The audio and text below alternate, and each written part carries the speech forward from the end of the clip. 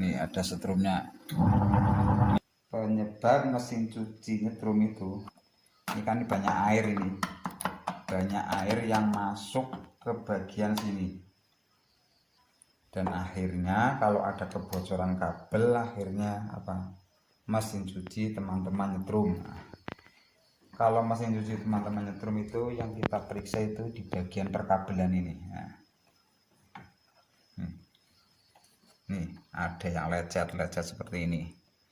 Ini yang menyebabkan mesin cuci teman-teman nyetrum. Sebenarnya kalau ini nggak basah, biarpun lecet